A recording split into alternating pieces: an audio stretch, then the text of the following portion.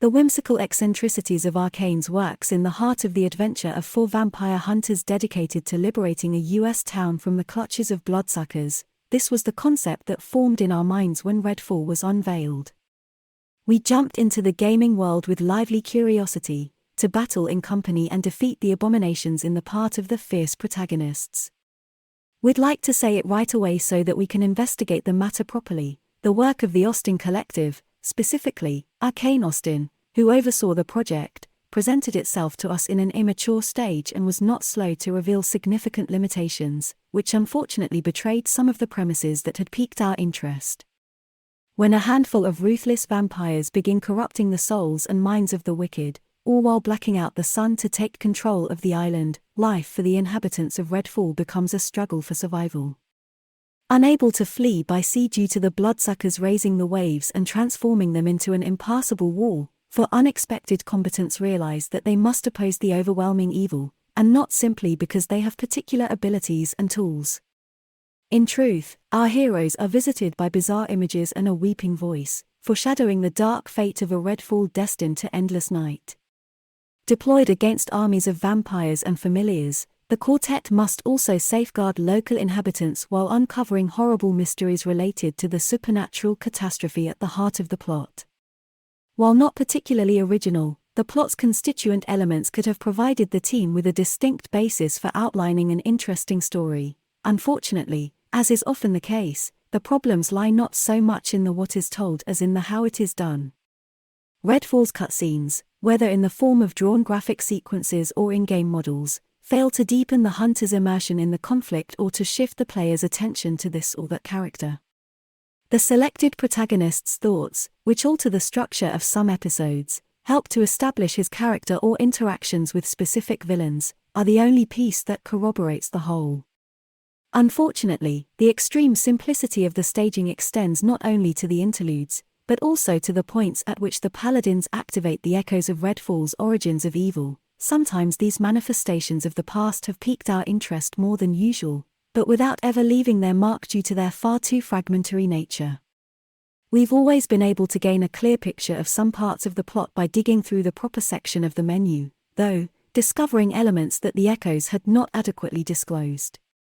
Arcane Austin's title, with rare exceptions and occasional exchanges between survivors in the main shelters, fails in its attempt to create a connection between the player and the stories of men she stumbles upon, both for the dubious reactions of the NPCs, who are often too detached in the face of decidedly tragic events.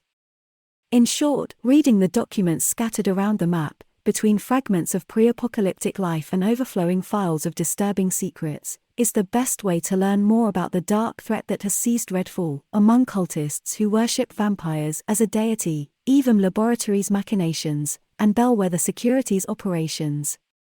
Then there are the memories of a certain character, which are scattered over the island and are intended to give insight on his turbulent life. Certainly more successful than the antagonists, the four hunters each have their own personality, which comes through in their conversations, during the shooting exchanges, and even in their clothing. We were able to deepen the utilization of the characters during the approximately 20 hours required to complete the quest with a good number of side activities in tow. To begin with, each hero can gain visual pieces such as headgear and costumes to modify their appearance. There are also several skins for weapons. From the Samba Jacob to the Fiery Layla, their backstories are explored throughout the game, but not totally satisfactorily. In short, the foursome performs its job for an experience with light-hearted tones like Redfall, but we don't get the peaks of characterization found in previous Arcane Studios branded projects. The characters also have distinct offensive and tactical abilities, which are tied to various skills and talents. Layla, for example, can summon a ghostly elevator to do daring leaps, both to startle adversaries from above and to make climbing simpler, even for her companions. She may also create a barrier to stop incoming bullets and charge it until it explodes, causing harm to the victims. Her real highlight, however, is her vampire ex-boyfriend, who, when summoned, lashes out with ill-concealed glee against them. The skills of the members of the quartet can be improved by spending the points obtained at each level up on a special skill tree, and their efficacy on the field varies greatly. To be clear, Layla's umbrella shield is ineffective against vampires, who typically resort to physical attacks. In addition to his spectral weapon and loyal crow, Jacob can make himself invisible in order to retreat in the event of danger and redo the assault with calm. Unfortunately, this is also possible due to one of the game's most serious flaws, the AI that moves enemies. Opponents forget they've fought Jacob when he resorts to cloaking and don't even try to find him when he's startlingly hostile, especially the bloodsuckers, and entirely inactive at other times. This problem is linked to another dubious aspect of Redfall in general. While it does not reach the heights of other Arcane-branded IPs, the level design of some structures related to the main tasks allows for multiple approaches to clashes. However, the lack of stealth-based weapons, worthy of the name silent killings, and the constant presence of vampires are factors that simply make infiltration attempts unrewarding, because the instruments of death available to Devinder, Remy, and the others are fairly varied and interesting to use. One is led to dive into battle without too many worries, especially in co-op. There are numerous classical guns in the armory, and the rarer ones, the equipment system allows the typical chromatic subdivision, provide surprising shocks. Between assault rifles made of bones and viscera, rechargeable shotguns with levitating rounds, and electric firearms, there are some fairly nice toys available, both aesthetically and functionally. The inventory clearly includes instruments meant to bring the vile bloodsuckers back to the grave, for example, the UV-emitting weapon, capable of petrifying creatures, and the fearsome stake launcher, a devastating beast with a limited rate of fire. In this sense, the shooting has ups and downs, owing primarily to a lack of responsiveness of the controls and a questionable management of the hitboxes. Each weapon's feel ranges from decent to good, and adversaries' reactions to bullets that hit them are not unpleasant. Unfortunately, the vampires' movements have proven to be ill-conceived at times. Consider their ability to teleport instantly behind the player, a frequently abused power that can affect the situational quality of the shootings. During our campaign of death, we will be summoned to stun and then pierce various types of night creatures with stakes.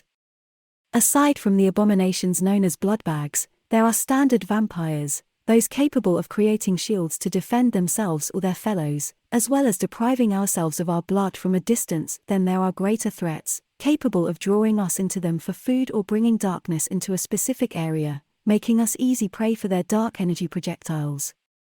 We will be joined from time to time by a Folgore, a towering opponent deadly both in close combat and for his power to fry us with red lightning, if we stain ourselves with a string of significant flaws, at least in the eyes of our sworn enemies. On top of this fairly variegated bestiary reign the Lords of the Vampires, protagonists of boss fights devoid of gimmicks and, to say the least, schematic in the composition. The arena of this ruthless battle between survivors and creatures of the night is separated into two macro areas, but be warned, after you've crossed a certain point in the narrative and reached the second section of the map, it will be hard to return.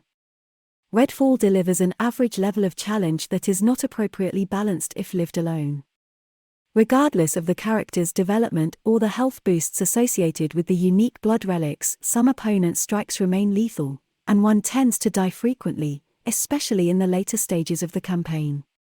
Fighting with one or more pals is the most successful feature of the experience, both for the operational freedom granted to individual players, who can also be in locations very far apart, and because murdering vampires in company is as enjoyable as it sounds.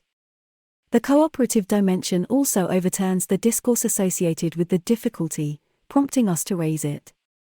There are numerous sights to discover in the US environment, supported by a creative direction that is undoubtedly the brightest feature of the visual presentation, between major structures such as the cinema or the rehabilitation center for wealthy people, and many residences to burgle.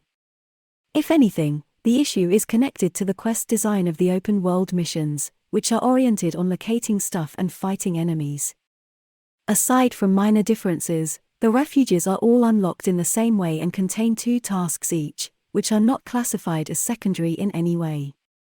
In reality, completing them is the only way to gain the skull of a powerful vampire, to which you must then add 2 more in order to fight the area's major boss and progress through the plot. Before meeting the villains, you must learn about their past, which is interesting, but with the exception of the different locales in which this occurs, even these events have a fairly identical framework. In terms of the side dish, it is possible to fulfill the wishes of some survivors, journey into caverns in search of rewards, which can be claimed using the valuable vampire skulls, and clean up the nests. The latter requires creeping through a region teeming with enlarged bloodsuckers, up to the door leading to their lair. Once inside, you must fight your way to the heart, the destruction of which is the only way to gain access to tasty goodies in the form of skins or precious weapons. In principle, you should be able to exit the area in a few tens of seconds, but in actuality, even if you fail, you will keep the collected objects. Redfall, built on the now-running Unreal Engine 4, displays a plethora of issues related to both the optimization of the experience and the aggregate quality of the technical sector. To begin with the most obvious, the game's frame rate dropped in a variety of situations during our testing, and not always in a manner consistent with actual scene congestion. In brief, between stuttering and widespread drops, the sense is that the team did not devote enough time to the title's finishing process, resulting in a still raw product that was released with gaps in the user interface management. It is critical to emphasize that, while the game is generally enjoyable, the graphic rendering does not justify the aforementioned flaws, especially given the Xbox Series X's capabilities. On the other hand, even on PC, the production does not appear to make optimal use of computational resources, demonstrating performance reductions in the face of lower hardware consumption. Although the title lacks the stylistic verve of Arkane's most iconic productions, the shooter still manages to provide a good number of darkly suggestive glimpses, despite a fluctuating image quality, with asperities involving the rendering of the lighting system, shading, effects, or animations. Nothing obvious, mind you, but there's always the sensation that Redfall might have benefited enormously from a longer gestation.